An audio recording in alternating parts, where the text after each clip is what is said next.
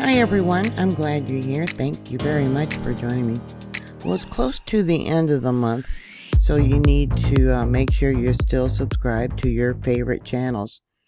Yeah, YouTube, Google likes to unsubscribe people for some reason. I don't know why. Google is laying off about 19,000 employees, so maybe the censoring will get less. Here we have a live view at 11:32 a.m. Central Daylight Time of the Upper Geyser Basin there at Yellowstone. There was a 6.5 earthquake today in the Caribbean, and it really shook up Yellowstone. Another thing I want to talk about is the buffalo. They don't allow people to supposedly harvest the buffalo because of the threat of brucellosis. It causes the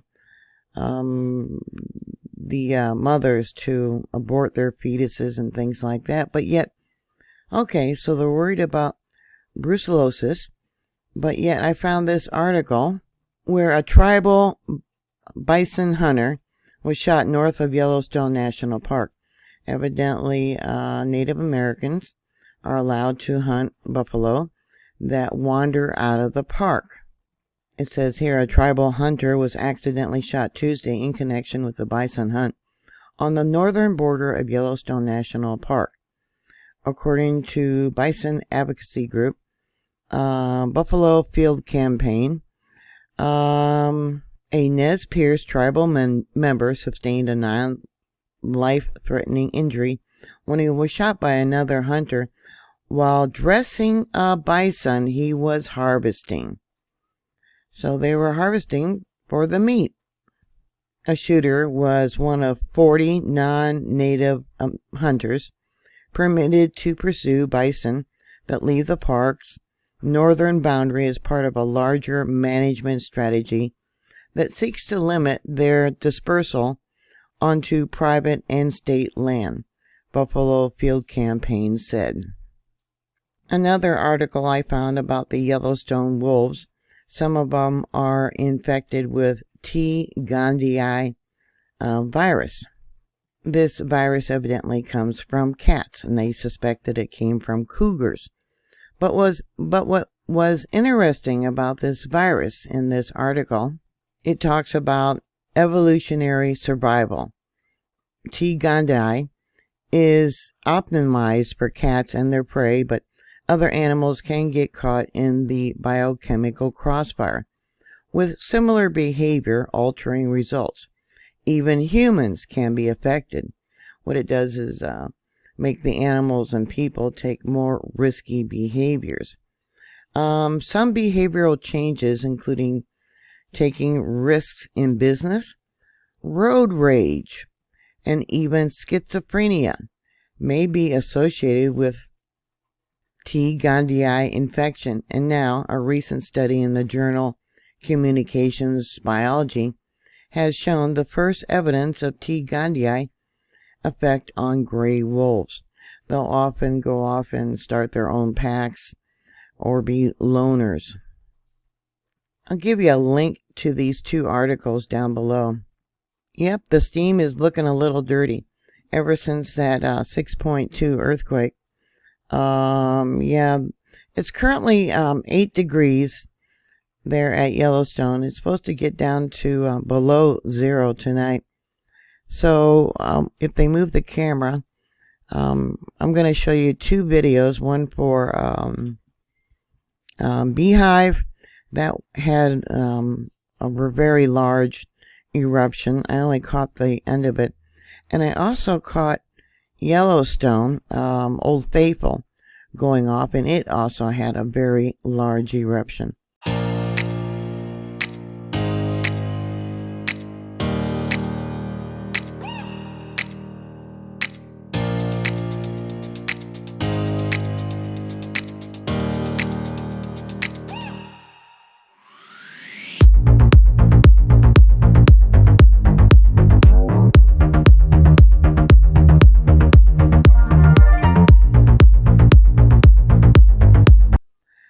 Yeah, we got some buffalo down here on the bottom right corner. And I think we got 2 more laying here along this trail. And then 2 more up over here. The video for Beehive, I think I'm going to post that also as a separate video. I got 8 minutes of that, and you can see the buffalo. But okay, so we got the threat of brucellosis infection in the buffalo. And yeah, but they're allowing the Native Americans and non-Native Americans to hunt the ones outside the park. And there's a lot of controversy about, yeah, this brucellosis infecting cattle ranchers' cattle, and where they could possibly abort. So it must be okay to eat if they're allowing the hunters to harvest the ones that escape from the park. I thought that was really interesting. What are your thoughts about that? Put that down below. Sorry about that. My son was calling. Anyways, yeah, look how dark that steam is. And you can see down here at the bottom, we got melted snow off over here, melted snow. So I was really surprised coming from the Caribbean that, and it was a very deep earthquake, that magnitude 6.5. USGS downgraded it to a 6.2. That it shook up the caldera there at Yellowstone. Let me go to the signature here. One moment here. Let me pull this up so I can. This here is the western boundary. This one here is Soda Butte. The next one is Maple Creek. And this is a borehole. I actually got a borehole to work. 950. So we're going to make the western boundary bigger. If you just take a look at it, it looks like tectonic in nature. But let me make this bigger. Yeah, rounded. So it made the magma there in the system to slosh around. Yeah, and then I'll go to the next one. Soda Butte. Oh, hit the wrong button. Hold on. Okay, we'll go there. See? Volcanic tremors. Yeah. Now those are about 3 miles down when it records volcanic tremors. Okay, we'll make that one smaller. And we'll go to Maple Creek. We'll make that one bigger. Same thing. Created volcanic tremors. Yeah, look at there at Maple Creek. We'll cover that in a minute. All the ones marked in red. Lots of earthquakes, and they're only reporting 1 in the last 24 hours. So let's close that one. And, alright, and we'll go here to the borehole 950. That's the earthquake. This is the only one that really shows tectonic in nature. The borehole doesn't really even show. Let's see, where's it at? I think that's it right there. No, I don't know. Oh, that's not it. Hold on. I believe that's it. Doesn't really even pick up hardly any of the earthquakes. A lot of the monitors, they have the microvolts cranked up. It was really hard finding monitors that weren't set right. An example, Little West Thumb, Lake Butte, were 2 where the monitors were set where it would not pick up earthquakes. Yeah, I'm not surprised. But even so, here at the borehole, let's see, we got 1, 2, looks like 3. Let me bring it up. Maybe 4 earthquakes that did register at the borehole. Let's pull this down while we're here and see what was going on. See how the data all changes? And we'll go to the seismic signature. Yeah, and rounded. See that? That one is slightly rounded. And we'll pull it over. There is a little quake, looks like right there. Yep. And we'll extract that. Yeah, slow moving earthquakes. Yep. Quiet earthquakes. Yeah. Okay, let's go to this one. Okay, see, none of these are being reported. Absolutely none. And this is the borehole. It's 600 feet at least, if not deeper, under the ground. So it is not going to pick up any outside noise. I don't know why they got it set so high, other than they don't want people who have access to the data like me to actually see what's going on. Yeah, there's that one there. Okay.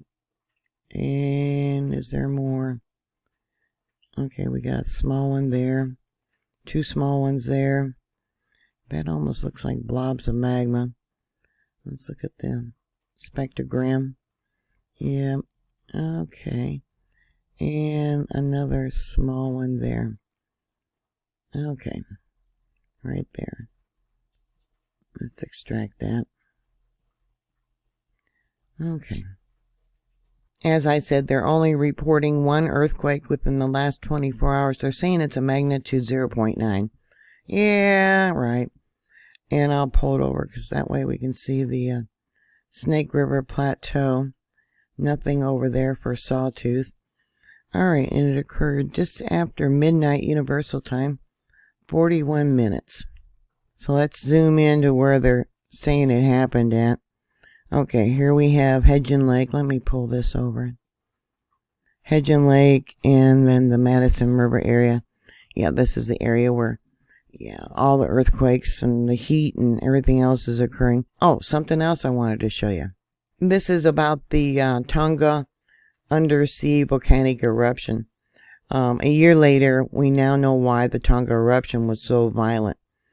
And it set a new benchmark for volcanic phenomenon.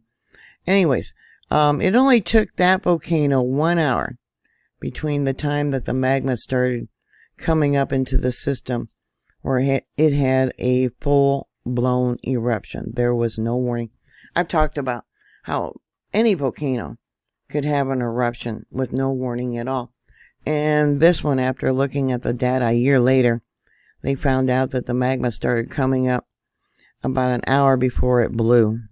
And I'll give you a link to that article. They also said that it's a wake-up call to watch other submarine volcanoes.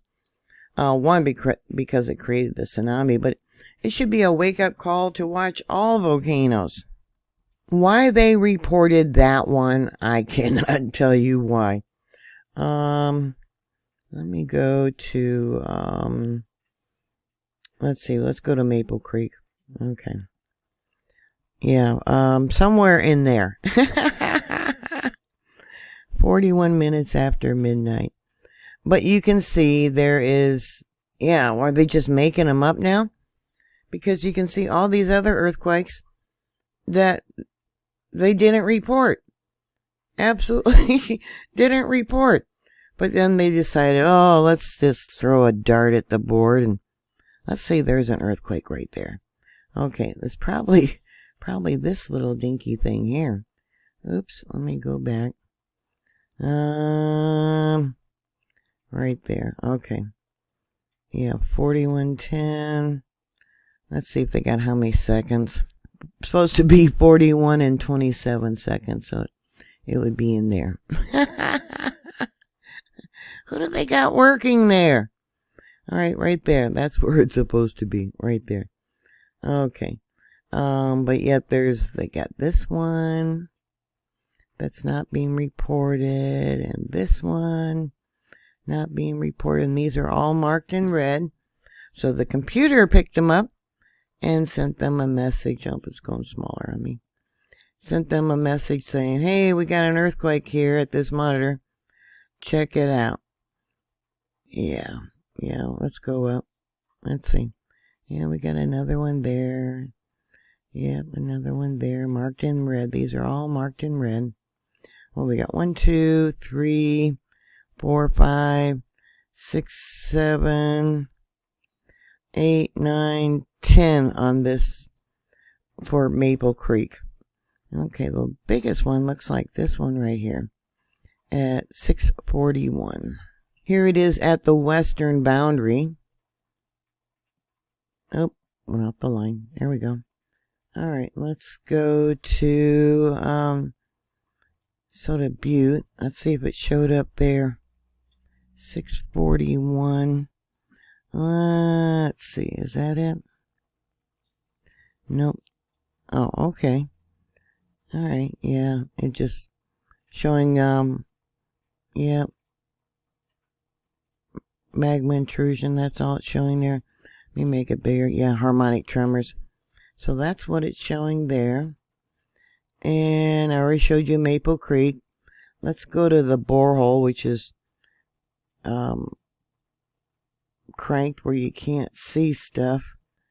Oh, look at there. Is that it? 641. Yeah, okay. Definitely 3 different monitors. This has got a longer P wave on it. Let me make that smaller. Okay, so let's go to the western boundary and see if we can get the magnitude on that. We got 1, 2, 3, 4 lines of melt. Oh, we got a little disturbance there. Remember, there's pockets of melt only about 600 feet under where people are walking. Anywhere from 15 to 20% melted rock. So I'm going to end it before I probably should have. I probably should have put it over here. But it comes in as a magnitude 1.79. Let me check out the other monitor and see what I get. Maybe I should have put it farther out. Yeah, I should have checked the spectrogram first. This is Maple Creek. And it comes in as a 2.17. Yeah, let's go to the seismic signet. Oh, it's small. Let's go back to getting a decent size. Yeah, 2.17. And then there at the borehole 950. Let me bring it down. Yeah, 2.17. Let me go back to the other one. Alright, western boundary 2.15, and I added in this little blip here and that little blip there. Yeah, let me bring it down where you can see it, 2.15. Yeah, I should have, let me make this smaller. We'll go to the all the monitors. Yeah, I should have, oops. I screwed up there. I should have gone to the spectrograms. Okay, let me bring this up. Yeah, the Maple Creek has the best signature. Alright, so we got another one here, but that could have been caused by some large earthquake around the world. I have not had a chance to look it up. Okay, and we got another one here. Let's look at the seismic signature. Rounded, slow-moving earthquakes. Yeah, blobs of magma coming in. Let's look at the spectrogram. Yep. You can actually see it there. And then we got more blobs of magma coming in here. And blobs of magma there. And there. And that was my timer for my pressure canner. I'm doing more meatballs today. Finishing up. Yeah, look at that. And then, of course, you're probably wondering what's going on since that 6.5. That was 5-something this morning where I live. Yeah, they're in the Caribbean. Alright, so we got another one there, another one there. Oops. And, excuse me, another one right there. And blobs of magma. Again, this is Maple Creek. Here we got Soda Butte. Okay, let's go to the spectrogram. Look at all that came up. Wow. Yeah. Now remember, this is the northeast part of the park. And then, well, let's go here first. Yeah, this is the outside northeast rim of Yellowstone. And then, of course, over here, back up over here. Let me bring it over. Yeah, shook up the caldera. Oh, look at that. 2 points of screaming, it looks like. Yep. Okay. And let me go back over here and look. Yeah, look at that.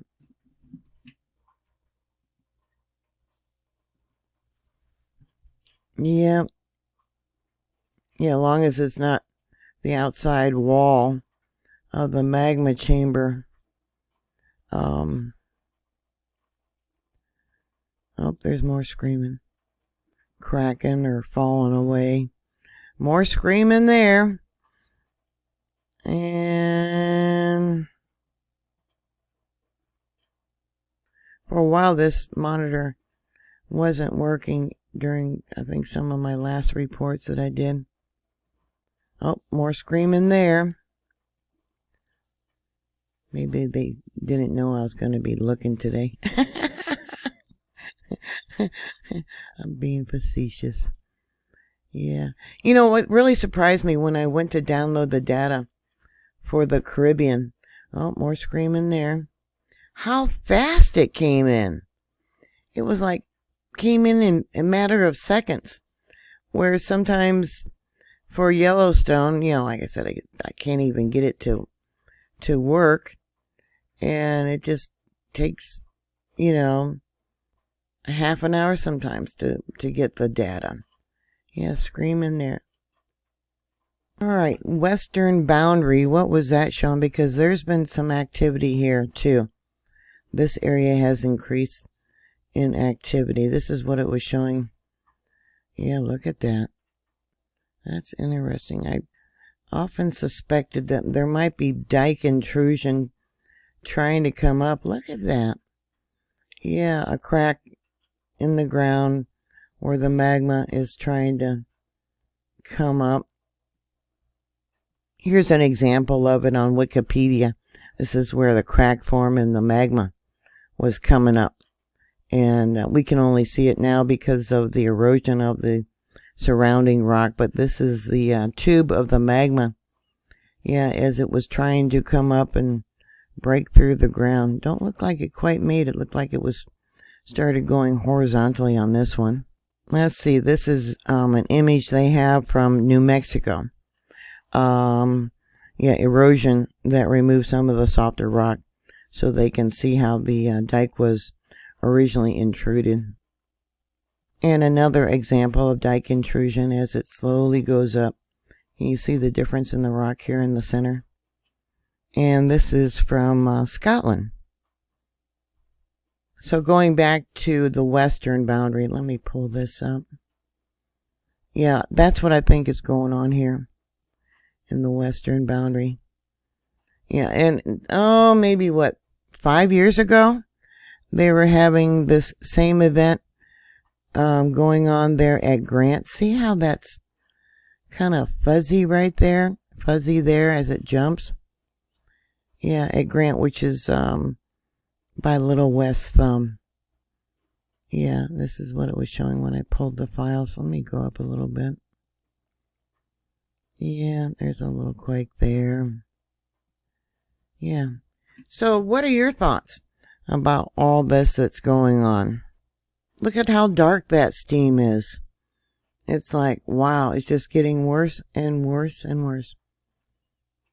Yep. Hope everyone's prepared. You never know when it's going to erupt. You just don't know. It's been recharging for over 6,000 years for another eruption. Look how black that is. I wish I could make this bigger.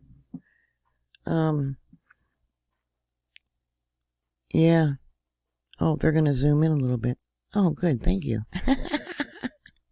They read my mind. Zoom in closer. Zoom in closer. Yeah, look how dirty that is. And that's because of the water that's heated from the magma. It's got to get up over 2,000 degrees. Yeah, they moved it over to look at the back here. Over 2,000 degrees for it to start melting the different rocks before it starts doing that. Yeah. So farther back towards,